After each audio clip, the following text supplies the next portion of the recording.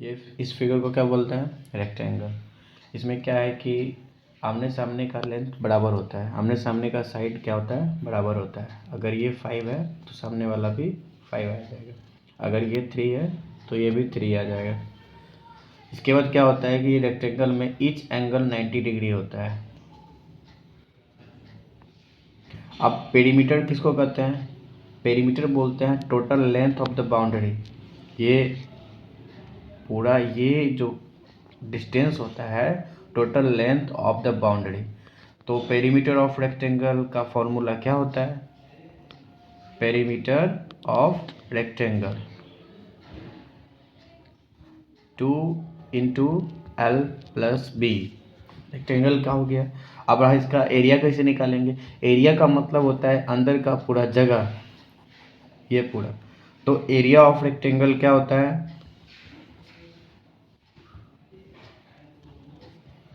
L into B. इसके बाद अब नेक्स्ट फिगर की बात करते हैं, स्क्वायर। स्क्वायर में क्या खास बात होता है कि सारा साइड बराबर होता है। जैसे सपोज करें कि अगर ये 5 है, 5 सेंटीमीटर, तो सारे साइड 5 सेंटीमीटर होंगे। अब हमको इसका पेरीमीटर कैसे मिलेगा? तो हम जानते हैं कि स्क्वायर में सारा साइड क्या होता है? इक्वल होता है। तो पेरीमीटर ऑफ स्क्वायर क्या हो जाएगा? पेरीमीटर ऑफ स्क्वायर हो जाएगा 4 इंटू साइड। Okay okay. अब एरिया की बात करें तो एरिया मतलब अंदर का पूरा जगह। अब पेरीमीटर याद रखना, पेरीमीटर का मतलब होता है बाउंड्री का पूरा लेंथ, और एरिया का मतलब हो गया अंदर में पूरा जगह। अब जैसे कि एरिया ऑफ स्क्वायर क्या होता है? साइड इंटू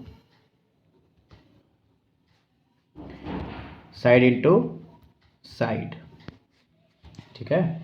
और ये स्क्वायर यूनिट में होता है। किस यूनिट में होता है? स्क्वायर यूनिट में। ट्राइंगल, ट्राइंगल में कितने साइड होते हैं? 3 साइड होते हैं, ठीक है। और अगर इसका पेरीमीटर निकालना है, ट्राइंगल में भी वेरिएंस है, वैरायटी है। जैसे कि अगर स्केलन ट्राइंगल है, स्केलन ट्राइंगल में डिफरेंट लेंथ होता है, सारा लेंथ अलग अलग होता है। जैसे ये 5 है, ये 4 है, ये 3 है।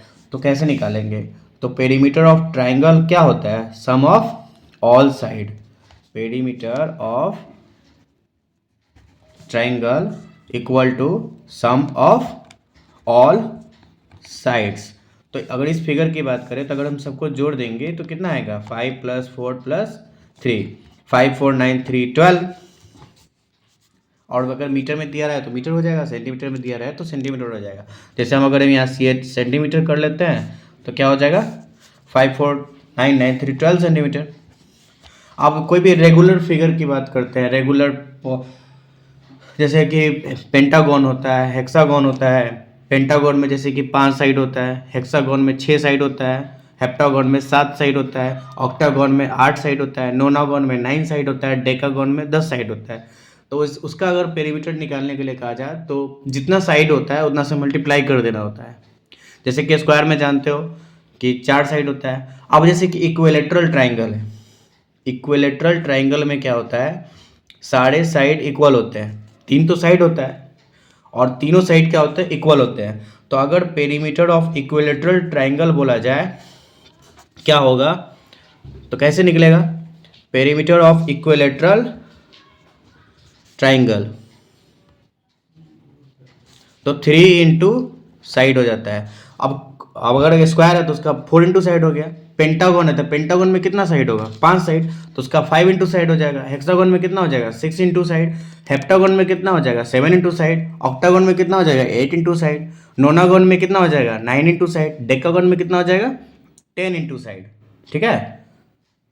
ओके, तो इतना अगर मालूम है तो कोई भी किसी का भी तुम पेरीमीटर निकाल पाओगे, है ना। क्योंकि फिगर तो इतना ही रहता है, ट्राइंगल रहता है, क्वाड्रिलेटरल रहता है। क्वाड्रिलेटरल में जैसे स्क्वायर हो गया। अब इसके बाद रेक्टेंगल का बता ही दिए, 2 इंटू एल प्लस बी, है ना। इसके बाद पेंटागन का बता ही दिए, ठीक है। तो इससे कोई भी क्वेश्चन तुम आराम से बना पाओगे। जैसे यहाँ पे कुछ क्वेश्चन को लेते हैं।